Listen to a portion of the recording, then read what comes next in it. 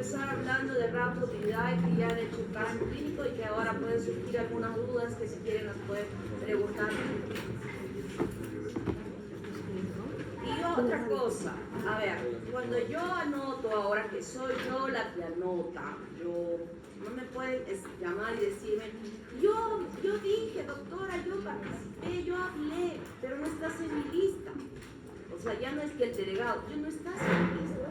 O sea, si ustedes ven que he preguntado su nombre y no les he anotado, díganme en ese momento, doctora, no me he anotado. Pues yo me voy a acordar de 260 y tantas personas de que me llaman y me digan, doctora, yo sí. Lo siento, no es así. Ahora ya no le puedo culpar al delegado. Cúlpense ustedes que no han dicho. Si se han dado cuenta cuánto a algunos les ha servido el 0.1. Claro, porque también es 0.4. Por eso 0.1 han subido su nota o están aprobados. ¿No? Yo todavía les ruego para que vayan a las reuniones. En participación.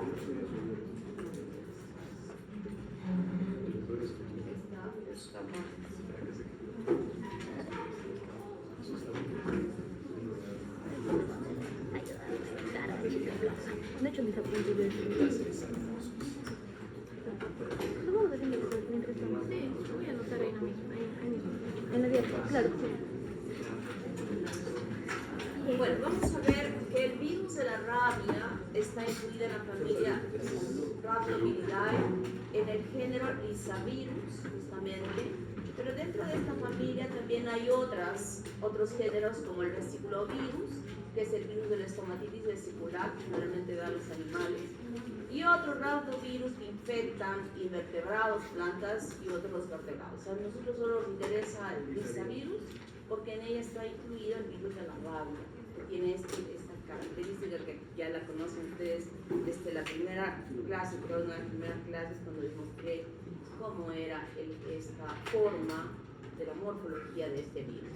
Entonces, en la replicación, lo que va a suceder es que luego que se ha introducido el virus dentro del organismo por varios mecanismos, fundamentalmente la mordedura, el virus se va a acoplar a receptores específicos que existen en la superficie de la célula y que están instauradas en la membrana, y luego ingresa dentro del citoplasma, se decapsida y el genoma de ARN empieza a replicarse e igualmente a sintetizar las proteínas que van a formar el virión. Se ensambla parte de ella en el aparato de Golgi, pero el revestimiento final va a ser la membrana citoplasmática. ¿Cómo es la patogenia del virus? Primera cosa, depende para que se desarrolle el cuadro clínico el lugar donde se produjo la mordedura, si es más próxima o menos próxima hacia el cerebro.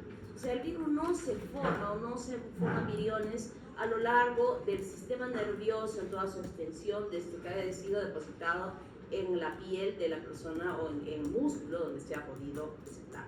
Tiene que llegar al cerebro, ¿no? Tiene que llegar al cerebro. Es en el cerebro, en el asta de Amor y en otras localidades de la masa cerebral, donde recién en esas neuronas se va a poder producir los viriones para que luego, por la misma inervación que sale de esta masa cerebral, por las conexiones que salen del cerebro, intraccionalmente van a salir hacia la periferia. Y cuando salen a la periferia van a salir a las glándulas salivales, ¿no? Y es en la saliva que ha salido por estas glándulas salivales donde se encuentran los virus que son transmitidos, por ejemplo, por la mordedura del perro. Primera cosa, inoculación del virus que está presente en la saliva del animal. O sea, el virus, lo que ha sucedido en el perro, neurológicamente, que él se ha infectado, igualmente llegó a su cerebro. Y de su cerebro hasta la inervación a sus glándulas salivales. Y es así como nosotros nos infectamos con él a través de una mordedura del animal que va a dejar en la saliva, no es el diente, es la saliva, que con esta forma que tiene el diente, el perro no tiene sus dientes como nosotros, los rectitos, tiene así. Entonces mete y muerde y cuando jala o quedan los dientes profundamente Y eso hay que manejarlo con mucho cuidado, porque no solamente en este caso por la situación de la infección viral, sino también por la infección de anaerobios. Ya, claro que dije en algún momento la boca del humano es peor que la del perro, pero igual el perro, si es que no se hace una curación exhausta, una curación quirúrgica buenísima, entonces dejamos el riesgo de que se produzca la infección agregada y es independiente si es que va a haber infección viral o no va a haber infección viral. Ojito, ¿eh? Yo puedo haber hecho una curación perfecta. La herida deja como como que ha cicatrizado muy bien, la cosita está perfecta. Oh, qué buena curación, excelente. Pero no tomé el cuidado de la posibilidad de que la mordedura tuviera el virus. Y en consecuencia, un tiempo después, que puede ser próximo o puede ser mucho tiempo después, esa persona empieza a presentar la sintomatología de la rabia. Entonces aquí hay dos cosas que tenemos que atender cuando se produce una mordedura. Y esto lo ratifico y lo digo con tanta vehemencia de pronto, porque es algo muy frecuente que se llega a presentar cuando ustedes estén haciendo su CERU en las postas donde van a atender, y no solamente en el CERU, aquí mismo, cuando estén haciendo su rotación de atención primaria de salud en el último año, o cuando estén haciendo su rotación periférica durante el internado. Las partes periféricas hay mucha incidencia de mordeduras de perros. Entonces tenemos que cuidar de las dos situaciones. Entonces aquí se va a producir una primera inoculación, pero esta replicación, que se produce no tiene ninguna importancia, excepto que sí van a haber más viriones que van a llegar a las fibras nerviosas y que intraaxonalmente van a llegar a la médula espinal y ascender hasta el cerebro, donde se va a producir la replicación importante en el cerebro, y a partir de este lugar, a través de las inervaciones de los órganos, como la piel, por ejemplo, acá, que se puede hacer una biopsia en la nuca para poder determinar, o en la saliva o en el ojo. Se ha visto varios casos de trasplante de córnea, donde el paciente que ha recepcionado del trasplante de córnea, señor, se murió, sí, ¿qué habrá tenido, no? A veces se obtienen la córnea sin haber investigado bien, y cuando se le coloca la córnea al receptor, se manifiesta la infección de la rabia. Entonces, dentro de este género, como habíamos mencionado, está el virus de la rabia, y los reservorios pueden ser muchos: los animales salvajes, como los mapaches, las moquetas, la ardilla, los zorros, los coyotes, los murciélagos. Estoy hablando animales salvajes. Estos murciélagos, creo que en algún momento lo dije, no solamente van a ser los de la selva. ¿Cómo se llamaba el que tenía esta afición por trabajar o visitar las cuevas? Paleontólogo. No. ¿Qué se llamaba? Espeleólogo, algo así creo. Yo les he enseñado eso, Es de la película de Batman. Entonces el riesgo, yo les decía, y las cuevas no solamente están en la selva, sino también están en la costa, en toda la parte del litoral hay cavernas donde esta gente estudia allí a estos animales y pueden llegar a infectarse, porque ya se ha encontrado que los murciélagos de la costa también pueden estar infectados con el virus de la rabia. Y bueno, lo más cercano a nosotros, los perros y los gatos domésticos, que tenemos que tener el máximo cuidado, sobre todo si son nuestros perros que se los deja en la calle, o que no necesariamente a veces en la calle, a veces nuestros perritos salen al parque, los llevamos al parque y se encuentran con otros perritos y se huelen y se lamen, o sea que si es que no están vacunados esos perros, se nos podría haber el riesgo de que se puedan infectar si es que nuestros animalitos no están vacunados. Entonces la transmisión se va a hacer por la mordedura del animal infectado al hombre, por la lamedura, o sea, solo no necesariamente tiene que meter los dientes, sino una lamida puede dejar saliva en de pronto tiene la piel con alguna alteración en la superficie de continuidad, entonces se mete el virus, o puede ser también a nivel de las mucosas o en el ojo, ¿no? Cuando entran a estas cavernas puede ser que allí amplía el riesgo por la conjuntiva, en la cavidad oral y genitales, o también por las heridas abiertas, como había dicho, ¿no? O sea, la inhalación de las excretas de los murciélagos por inhalación en estas cavernas puede permitir, sin que sean mordidos, puede permitir que las personas se infecten. O por aerosoles en el laboratorio o de humano a humano, como les decía, en el trasplante de córnea. Y de humano a humano, si es que una persona está atendiendo, no se ha diagnosticado correctamente y está atendiendo a una persona que está muy hiperactiva, agresiva, eso se traduce generalmente en una encefalitis y puede morder. La persona puede morder a la enfermera, puede morder al personal si es que está en esta fase de agresividad que tiene el animal. Entonces, el cuadro clínico en humanos, que es en realidad lo que nos interesa mucho a nosotros, el tiempo de incubación es variable. Ya he dicho, si es que me mordió el perro en el dedo gordo de mi pie y me mordió el perro en mi oreja, el tiempo de incubación va a ser más corto, el que esté más próximo hacia el centro, ¿no? Está más lejos, definitivamente, ahí va a demorar mucho más. Cantidad del inóculo, esto es importantísimo. Esa curación quirúrgica. En total, en la vacuna no hay una dosis mínima y máxima, solamente 20. O sea, en la vacuna no decimos hay poco inóculo o menos inóculo o no, es estándar. O sea, me refiero a que la curación no solamente vamos a prevenir, sino también estamos bajando el inóculo. A pesar de que sea menor el inóculo, los procedimientos van a ser los mismos, que nosotros no sabemos cuánto inóculo está presente ahí.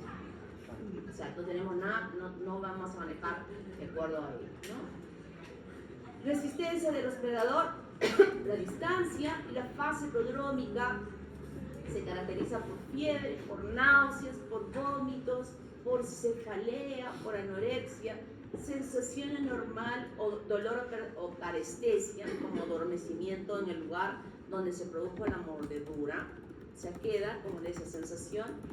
Y en la fase neurológica, aquí ya están las manifestaciones de la encefalitis, o sea, cuando el virus ha llegado al cerebro y se está dividiendo, se están formando los viriones, dañando las neuronas, y aquí va a haber hidrofobia, alucinaciones, ansiedad, convulsiones, disfunción mental, parálisis, coma y muerte. Entonces aquí es muy difícil, en esta etapa de la encefalitis, es muy difícil, si es que no hay un antecedente, si no se ha hecho una buena historia clínica, de sospechar que esa persona esté haciendo una encefalitis por la rabia. Y el riesgo es del personal que está atendiendo de que pueda ser agredido por ese paciente que ha llegado con esta sintomatología, que puede verse en otras encefalitis, no es algo característico, ¿no? Pero es tan importante hacer la historia tan bien hecha que algo nos puede decir, y no solo decimos, señora, le ha mordido el perro hace una semana o al familiar, pero sí hace como 7 meses le ha mordido un perro. Bien, 7 meses. Y ya nos ayuda a que nosotros hagamos en el diagnóstico, busquemos la posibilidad que esa persona esté infectada por este virus de la rabia. Y se diseminan a otros órganos que justamente van a permitir la transmisión. Del cerebro va a ir a las glándulas salivales, como habíamos mencionado, o a la córnea o a la misma piel. Entonces, el diagnóstico clínico, hay que ver la historia de la exposición, la manifestación de los síntomas de la rabia, que se hacen las pruebas diagnósticas, las post-mortem y las ante-mortem. Las post-mortem son aquellas que nosotros vamos a hacer usualmente en las biopsias del cerebro, ¿verdad? Y lo que ya murió el paciente, ya murió, y en ese caso vamos a investigar la presencia de los cuerpos de Negri que están alojados en el hipocampo o en cualquier parte del cerebro. Pues generalmente era cuando te mordió un perro, generalmente a veces mataban al perro, y ahí es donde más útil es la búsqueda de cuerpos de Negri en el perro. No se le mata al perro. Una ayuda es que se le pone al perro en cuarentena, no se le mata. Cuarentena significa que se encierra y dependerá de qué circunstancia. Ahorita vamos a ver.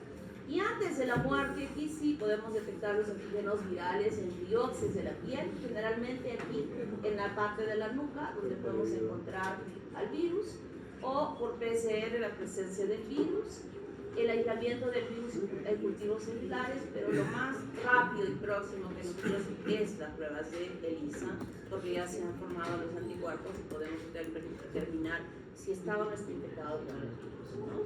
Entonces, el tratamiento y la profilaxis, una vez que se presentan los síntomas de la rabia, 99.9% de que va a morir. Entonces, ¿cuál es la acción que nosotros tenemos que hacer? Esto que quede grabado en sus cabezas. Siempre va a llegar el niño o la persona a un lugar para hacerse ver cuando sea morir. Creo que esa cultura ya se ha aprendido, al menos si está en la zona urbana, ¿no? En la zona rural, ahí sí es el problema grave porque no sabe dónde ir. Sí, pues le ha mordido el perro, le vamos a lavar y con suerte de repente no se llega a infectar, ¿no? El virus no va a producir la infección supurativa que se va a poder producir si es que es por las bacterias que normalmente se encuentran en la boca del perro, ¿no? O sea, eso no. Entonces, eso puede ser que se cure.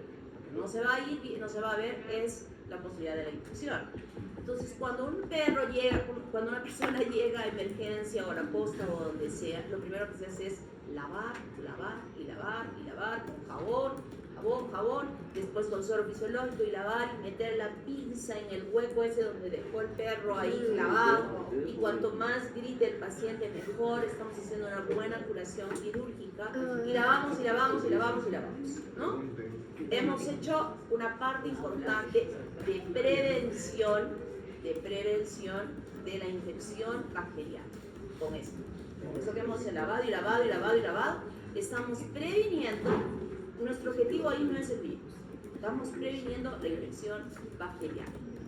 Y cuando vaya, si es que hay desgarros de tejido, solamente se hacen puntos de aproximación. Nunca se cose seguido en este tipo de mordedura, simplemente se aproxima. En cara es bien complicado, sobre todo los niños que se les muerde en la cara. Es preferible que vaya con el especialista para que maneje esa cirugía bien, para que no le queden las cicatrices después al niño, ¿no? Porque hay que cuidar. Miren, yo puedo hacer una sutura perfecta, me salió hermosa la sutura, no va a quedar cicatriz. 2 días después, un día después, tengo que soltar los puntos porque ahí está habiendo una infección por anaerobios y eso ya lo hemos aprendido. Tenemos que tener mucho cuidado en esto. Lavado. Y luego que he hecho este lavado, voy a instilar en el lugar inmunoglobulinas que contienen anticuerpos contra La rabia. el virus de la rabia. Ahí instilo en la herida, después de que he hecho toda la limpieza, he curado perfectamente bien. Y luego, en ese momento, le voy a aplicar inmunoglobulina también, ya no instilada aquí, sino en forma parenteral. Estamos actuando en ese momento en forma adecuada y correcta para evitar que pueda producirse la rabia. Y además de haber hecho todo esto, tengo que vacunar para que ya su propio organismo produzca las inmunoglobulinas que puedan prevenir el proceso de infección. Pero ¿cuándo es que voy a hacer yo todo eso? Si es que viene un perro o el familiar del perro con su carnet de vacunación bien sellado, que efectivamente le han vacunado, entonces yo no tengo cuidado de vacunarlo, ¿no? No tengo ningún cuidado. Sí me voy a preocupar de la infección bacteriana, pero del otro no me voy a preocupar. Si el perro no tiene carnet, a pesar de que el dueño diga no, que sí le ha vacunado y sí le ha vacunado, no, nosotros no creemos. Agarramos al perro y lo vamos a poner en cuarentena. Mientras tanto, estamos iniciando el proceso de la vacunación. Ya estamos vacunando. Y luego, y si por desgracia el perro muerde y fugó, se escapó, aún en esos casos aún más. No tenemos ni siquiera a quién hacerle cuarentena ni a quién verle, y allí vamos a actuar con la forma que yo he mencionado: curación exhaustiva y aplicación de las inmunoglobulinas e inicio de las vacunaciones. Ese perro que le hemos puesto en cuarentena porque el dueño nos ha dicho no lo maten, está vacunado, no lo maten al perro, entonces se va observando su conducta durante este tiempo. Si durante 10 días ese perro no ha mostrado signos de rabia, entonces no vamos a matar al perro y suspendemos la vacunación que hemos avanzado en las 3 primeras veces. Ya no le ponemos la 4ª que se debe aplicar. Pero si es que no encontramos al perro, ahí sí tenemos que completar todo la secuencia de las aplicaciones de la vacunación, ¿no? 0, 3, 7, 14 y 28. Hay esquemas que solamente están colocándose 4 dosis, pero hay esquemas que se colocan hasta 28. ¿Qué quiere decir? No, solo que 28 son para inmunodeficientes. Claro, por eso digo, hay esquemas diferentes. Usualmente son las 4 primeras. Antes eran 21 vacunas que había que aplicar al paciente, pero hoy en día ya se usa esta vacuna que es muy importante. Y debe haber profilaxis preexposición. ¿En quiénes? En los veterinarios, en el que va a viajar a trabajar en las cuevas, en el que va a viajar a la selva. Así como nos vacunamos de la fiebre amarilla que voy a viajar a la selva, sería conveniente también vacunarse contra el virus de la rabia para una forma de prevención, porque los murciélagos pueden meterse por cualquier lado. Entonces está claro, entendido cómo tiene que manejar una mordedura y que es frecuente, muy frecuente en nuestro medio.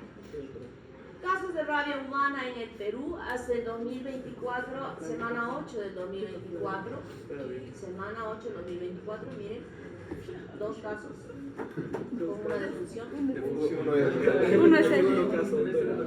Arequipa, 100% Arequipa, maravilloso.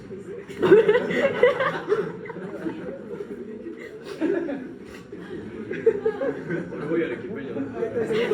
¿Y el perro estaba con rabia? Sí, ¿Dónde te mordió el perro? en la nalga de... Bueno, ¿en qué lugar? O sea, No el lugar de tu cuerpo, sino en qué área. En la avenida Víctor Andrés. Cerca. Sí. ¿Víctor Andrés? Sí, por acá.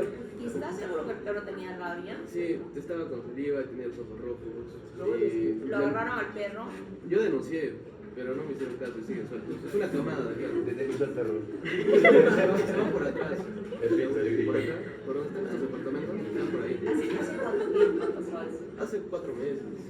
El perro Pero me te tuve que vacunar por... El problema, yo sí sé, yo no sabía por acá, pero lo que yo sí sé es que por Cerro Colorado y por San Mácola hay, como tú dices, buenos callejeros que van en jaurías y que han encontrado muchos perros con rabia canina. Muchos. Bueno, ¿y a ti te han colocado las 4 dosis de la Sí, vacuna? todas las dosis. Pero la atención de estos hospitales regionales fue terrible porque solo tenían la vacuna ahí pues, y me mandaron lejos. Y a veces tenía que hacer mucha cola, o a veces no había, tenía que ir 2 veces. Y fue tardado todo el proceso de vacunación contra la rabia. Ya. Bueno, lamentable, pero hay una tesis que hizo una chica de un trabajo de investigación que hizo un reporte de todas las postas de Arequipa, cómo se había seguido la secuencia de la vacunación, y muchas de las personas no habían concluido con recibir sus vacunas. Yo estuve a punto de... Tú eres uno de ellos, y después dentro de unos años, él podría estar presentándose una rabia. No sé, Entonces miren aquí, en el 2011, la cantidad de casos de rabia y también de muerte. Nosotros hemos tenido un caso de rabia en Arequipa, no natural, sino foránea, en 2023. Una señora que estuvo embarazada, que la trajeron de Puno y que estuvo internada buen tiempo con la encefalitis, pero llegó finalmente.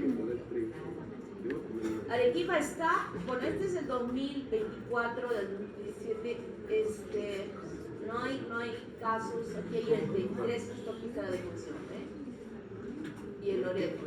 Entonces es bueno lo que estamos enfocando ahora, porque parte de que esto no sea más, diríamos, de un número mayor, porque los perros con rabia están presentes, por la no responsabilidad de sus dueños en vacunar. Hay gente que tiene perros y los bota a la calle y entonces ni siquiera se preocupan si los van a vacunar o no, y ellos son los que, como el perro que le ha podido morder a su compañero, y con rabia. Eso pasa mucho cerca de la urbanización, que por la puerta siempre duermen los perros callejeros y que rondan y se duermen mucho camino alrededor cuando se Están buenos, es un gran riesgo. Doctor, esa consulta. Había mencionado lo de la rabia y la mujer embarazada. Si a una mujer embarazada le muere un perro con rabia, ¿qué efectos tiene en el bebé? La vacuna. tiene que vacunarse. O sea, Pero igual, si es que, o sea, si es que todo saliera mal, no se vacunan, ¿qué pasaría con ¿qué él? efectos va a tener en el bebé? Depende de qué tiempo, porque probablemente la señora va a morir, ¿no? La madre La madre va a morir. Y el bebé. O sea, 99.9% yo diría, bueno, El bebé también, sí. yo no sé dónde es ese 0.1 que se haya podido recuperar o salvar después de una rabia, de verdad, porque de lo que yo sé es 100%, 100%. Entonces, bebé, Ah, ya. Pero si se pone la vacuna, no le No le pasaría pasa nada al nada. bebé. Ah, ya. los IgG que se van a producir, Se si lo es van que a llegan, pasar. va a pasar al niño y en consecuencia Ah, rabia canina. Rabia canina, Arequipa, Cerro Colorado en el 2022, en el 2012 que se llegaron a detectar. Mira. Y acá en el 2024 ni siquiera está se supone este cercado, ¿no? Debería aparecer, pero es que esta es la semana epidemiológica Falto yo. 8. ¿Hace cuánto te hemos Falto yo. 4 meses. No, pero sí no hacía febrero. Seguro, como has anunciado, El próximo año está. Último año. No, pero doctora, Yo te veré, esos son solo los casos con biopsias. de los perros, No, Nosotros- esos son rabias caninas. pero en el caso de humanos es caso, o sea, está confirmado con Ya una muerto. biopsia. O sea, mi compañero no aparecería entonces. Porque no ha muerto. No, por eso, entonces no aparecería. No, ¿por qué va a aparecer si no ha tenido rabia? Pero ¿qué dice? Pero va a aparecer. El perro va a aparecer. El del perro. O sea, ¿por qué no miras el no tiene rabia? No me tiene que vacunar bajo la. Rabia animal silvestre, muchísimos casos que se han podido determinar a nivel del Perú. Y este animalito podría estar aquí. Tenemos tiempo completo. Un día. 1, 2, 3, 4. Y también vamos a hablar de rehabilidad, que eso lo vamos a ver en la práctica esta semana.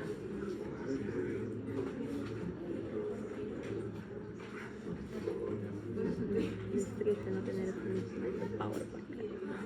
Pero bueno, pero la vacuna que me dice para los no. Es lo que digo. Rehabilidad.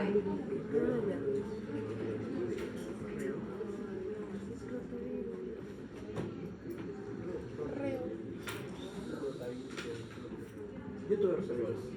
A esta familia pertenece un virus muy importante, que es el rotavirus, que es el virus responsable de la mayor presentación de infecciones gastrointestinales en los niños. O sea, está por encima de las bacterianas, ¿no? Las infecciones virales digestivas están en porcentaje por encima de las bacterianas, de aquellas que hemos estudiado en la segunda fase. Estas están más, ¿no? Es un virus RNA bicatenario, segmentado, icosaédrico, no tiene cubierta y tiene dos microcápsides, o sea, una externa y una interna, que la podemos verificar en esta imagen. Esta es la cápside intermedia, esta es la cápside externa y esta es la cápside interna. Y por ahí todavía existen unas proteínas que muy importantes que están en la parte interna e internamente se encuentra el ARN. Externamente está el soporte de BP4. BP4 es la espícula que se va a acoplar a los receptores de las células del gastrointestinal y es muy importante porque ahora vamos a hablar sobre ella. Entonces, este virus tiene en su genoma, tiene 11 segmentos de genomas de ARN muy importantes que tienen la responsabilidad de sintetizar proteínas estructurales y proteínas no estructurales. Las proteínas estructurales son la proteína BP6, que constituye la cápside interna del virión, que justamente en relación a esta proteína se ha podido dividir 7 serogrupos, desde la A a la G. La más importante de todas ellas es la A, la que está relacionada con el desarrollo de las gastroenteritis. Y también pueden haber algunas en la B, C, pero para nosotros la más importante es la A. Entonces, está en relación justamente a la proteína BP6. La proteína BP4, como dije, constituye la espícula, que se va a acoplar al receptor de las células que van a infectarse luego de que el niño, generalmente el niño, se va a llegar a infectar por la vía oral, o sea, es de transmisión feco-oral. Y la glucoproteína BP7, que es la cápside externa, va a determinar la existencia de otros serotipos. Los serotipos P infectan a los humanos, generalmente P1A, P1B, P2A, P3, P4, P5 y P8. Y como hay escasez de sueros específicos frente a estos serotipos, actualmente es la técnica de PCR que puede determinar el diagnóstico por PCR de quién está, pero vuelvo a ratificar, lo más importante es el hambre. Y se han descrito 14 serotipos G, aunque los más frecuentes en el humano es G1 y G4. Son estables a la temperatura ambiente y son muy resistentes al tratamiento con detergentes. Entonces, ¿qué significa? Que nosotros tenemos que hacer muy buena limpieza del material que empleamos en los niños, porque si no podríamos estar infectando. Si una persona está infectada, puede transmitir si lavas y no muy bien los biberones y está infectada esta persona, he dicho feco oral, ¿no? Significa que esta persona infectada, que no necesariamente tiene cuadro clínico. Los adultos no tenemos cuadro clínico, o tenemos una diarrea que nadie le hace caso porque se pasó, pero podría estar infectada con este virus. Y si no he hecho una buena higiene de las manos y estoy manipulando los elementos que pueda dar de alimentación al niño, puedo pasarle la infección, puedo transmitirle la infección porque es un virus muy resistente. Incluso procesos repetidos de congelación y descongelación. Los rotavirus son capaces de sobrevivir en el entorno ácido de un estómago tamponado o en un estómago después de una comida. O sea, la comida lo protege para que el ácido mismo no le haga ningún daño y pueda ocasionar más, digamos, en áreas más cantidades, más caudales, el compromiso del daño de las células infectadas. Entonces, a través de este conocimiento, todas estas proteínas, como yo había mencionado, no se parece mucho a la prueba de Western blot, que determina específicamente todos los componentes estructurales del virus que tiene este virus. Y los géneros patógenos ya habíamos visto, a mí me interesa más el rotavirus humano. Tiene, miren cuántos segmentos de ARN tiene. 11 segmentos, y sabemos que hay dentro la formación de esos 6 proteínas estructurales y 6 no estructurales, tiene la forma de rueda. En la patogenicidad, la transmisión es feco-oral y las células receptoras son las células vellosas, es decir, todas las que revisten el tracto intestinal donde se encuentran las microvellosidades, allí están los receptores para que se acople el virus. Y aquí es muy importante para que la proteína capsídica BP4 facilita el ingreso de BP5 y BP8. Y esta proteína BP4 se fragmenta por enzimas digestivas. O sea, ahí van a participar las enzimas digestivas para poder fragmentarla, romperla y facilitar el ingreso del virus por estas proteínas BP5 y BP8 dentro del citoplasma de la célula. Entonces, este conocimiento es importante de saber por qué los bebés recién nacidos, no es que no haya posibilidad de infección recién nacidos, la hay, pero en un porcentaje muy bajo comparativamente a los niños de mayor edad, mayores de 2 años. ¿Por qué? Porque ya en este niño, cuando el niño nace, ¿qué toma? Pura leche, leche, ¿verdad? Después progresivamente le vamos dando cosas. ¿Por qué? Porque este tubo digestivo todavía no tiene las enzimas necesarias para poder digerir los alimentos que nosotros consumimos habitualmente. Entonces, progresivamente, de acuerdo a cómo que estuviéramos vacunando con la comida, en ese intestino se van produciendo las enzimas para poder degradar. Entonces, en este caso, que decía, en este caso es muy importante que existan proteasas que van a fragmentar a BP4 para que pueda ingresar BP5 y BP8. NSB4 se comporta esta proteína como una enterotoxina. ¿Qué hacía la enterotoxina? Es de estaba relacionado a las gram positivas y gram negativas y hacía un cuadro febril más general, ¿no? Sí, ¿no? General. ¿Febril? Sí, o sea, en general cualquier... A ver, allá. Agua y electrolitos por parte de las células. O sea, casi las enterotoxinas usualmente no producen tanta fiebre, ¿no? En las que estamos hablando de las que conocíamos. Lo que sí es característico es que boten agua y electrolitos, sin afectar a las células. O sea, la toxina se mete dentro del citoplasma y va a hacer que bote agua y electrolitos. ¿Cómo se llama esa niña? Wata Uska, con H.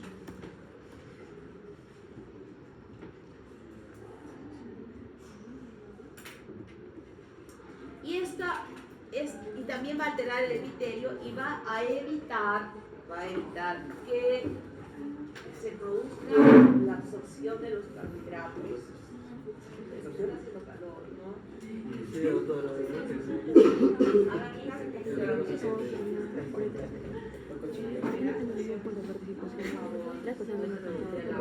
Punto por la partida. Entonces, como no se pueden absorber los carbohidratos, hay dos razones para la diarrea.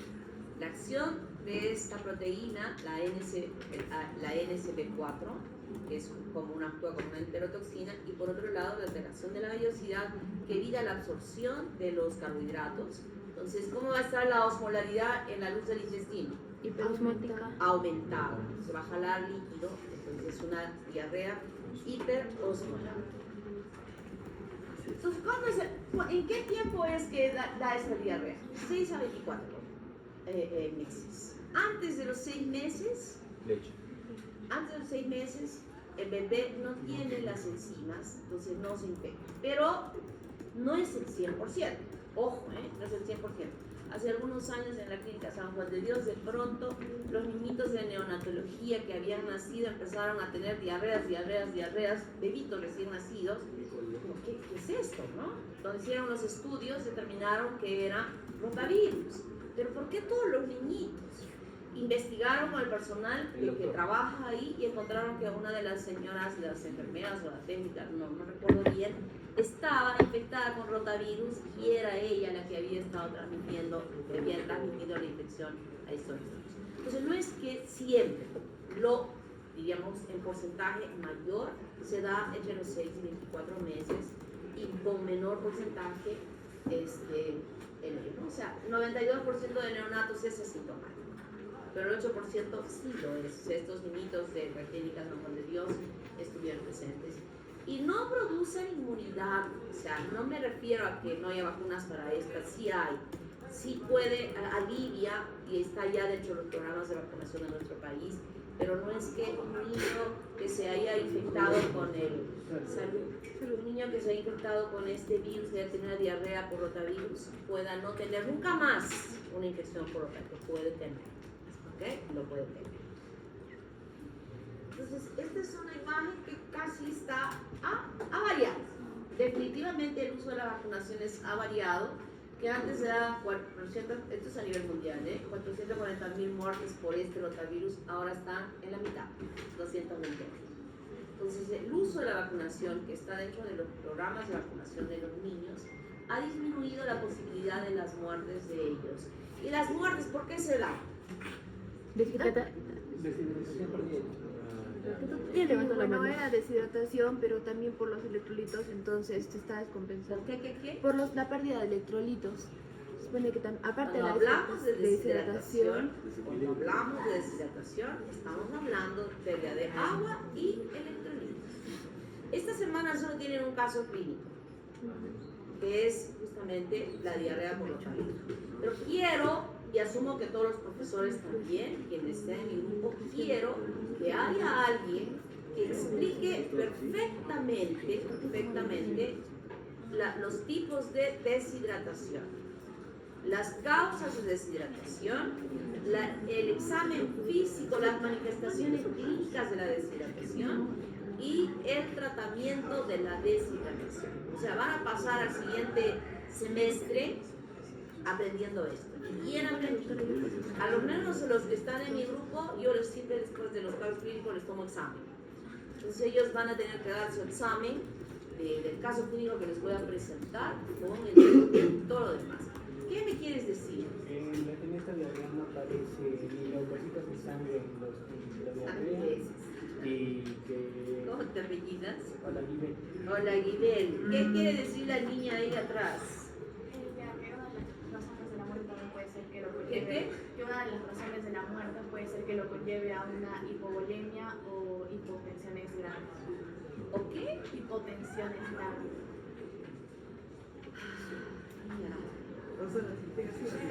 Sumner contra...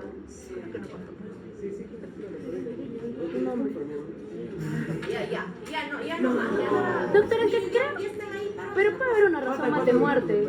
Ya, espérense, voy a seguir a pie también. Bueno, la letalidad, como dije, ha bajado muchísimo a nivel mundial por el uso de la vacunación y no tendría que bajar, generalmente van a morir los que no han sido atendidos prontamente en ese proceso de la deshidratación, ¿verdad? La deshidratación, si se atiende tempranamente, no hay ningún problema de que la persona vaya a fallecer. Bueno, les decía que había disminuido casi a la mitad, ¿verdad? Este dato es último, reciente, de los 440.000 que era antes, y estamos en 215.000, y es por el uso de las vacunas. El cuadro clínico de 1 a 3 días después de la ingestión, el paciente empieza a presentar vómitos y diarrea acuosa sin moco ni sangre, fiebre no muy alta y una deshidratación grave, sobre todo en los desnutridos, ¿no? En los niños la deshidratación se le toma el pliegue acá en el abdomen. Dentro de lo que van a describir de la deshidratación, ustedes van a poder ver cómo son los signos de la deshidratación. Realmente si se ponen acá, pero en los niños hay que pellizcarles en la pancita. Y me van a decir cuánto tiempo en el leve demora a volverse normal, o en el moderado o en el severo. López, creo que tú vas a ser el que vas a hablar en el grupo. El diagnóstico se hace en las heces. ¿Qué buscamos en las heces? ¿Qué buscamos? ¿Anticuerpos o antígenos? Antígenos. Muy bien, ¿cómo te llamas? Beltrán. B grande con B chica. Beltrán. Antígeno, ¿no? Buscar anticuerpos. En las heces de esa diarrea, esta es la única. A ver. Ya su compañero se ha adelantado a decirnos cómo encontramos en las heces fresco para decir que es viral, ya se los he explicado varias veces y por lo visto ya han aprendido eso. Entonces, para lo único que hay una prueba en el laboratorio de determinar quién es ese agente viral que está produciendo esta infección es rotavirus. Y lo que se hace es el estudio en heces, que lo vamos a explicar en la práctica esta semana. Hay diferentes pruebas, incluso solo una aglutinación en el lápiz ya nos puede decir que está con rotavirus. ¿Para qué nos sirve saber qué es esto? Nos sirve para esto. No hay un tratamiento antiviral específico. El tratamiento va a restablecer este desequilibrio hidroelectrolítico que se está produciendo por los vómitos y la diarrea. Y es una diarrea que fácilmente lleva a la deshidratación, porque no es una diarrea, sino son varias diarreas en el día. ¡Ay! Ok, y lo otro fundamental que quiero mencionarles, recuerdan esto, es que no es una diarrea que pase, que se resuelva en 2 o 3 días. Las mamás nos desesperamos cuando nuestros niños están con diarrea y lo llevamos al médico, nos da la hidratación, se rehidrata y dice, el doctor le dice, señora, cada vez que haga le da usted el biberón esta cantidad de agua para que no se deshidrate, ¿no? Y dice, pero esto va a durar, señora, ¿eh? La señora no entiende que eso va a durar, porque no se lo explicaron muy clarito. Ya son 5 días, el niño sigue con diarrea, se va donde otro médico y el médico hace lo mismo que él, dice, señora, esto va a demorar, pero otra vez, ¿no? 2 días más y dicen, estos burros médicos que ya tantos días mi pobre hijo con diarrea y no pasa. Y se va el día 7 donde otro pediatra y le da lo mismo y al día siguiente se cura. Ese pediatra excelente. Entonces lo que se tiene que hacer, por eso les digo, es tan importante, ojo, este no es el único virus que ocasiona diarreas, hay muchos más. Pero en este caso es que dura ese tiempo y en este caso es importante advertirle a la mamá que el proceso de diarrea va a durar 8 a 10 días, que no se desespere, que sí, lo único que tienen que hacer es hidratarle y si es que uno habla bien clarito con la mamá, lo va a entender para que no estén yendo y gastando con cada consulta, cuando lo único que tienen que hacer es rehidratar a ese niño. Y aquí están las vacunas y lean, van a discutir, en el caso vamos a discutir cuántas son las vacunas que se hacen. Qué difícil canalizar una vía a un niño gordito deshidratado. y arriba. Así que tienen que aprender, porque cuando estén en su posta, miren, aprendan esto cuando estén haciendo atención primaria de salud. Aprendan esto porque cuando estén en el CERU, la enfermera va a ser igual que ustedes, que recién está saliendo también y no tiene la destreza. Doctor, no puedo, hágalo. Y el doctor va a decir, yo tampoco. Es como hacer internet.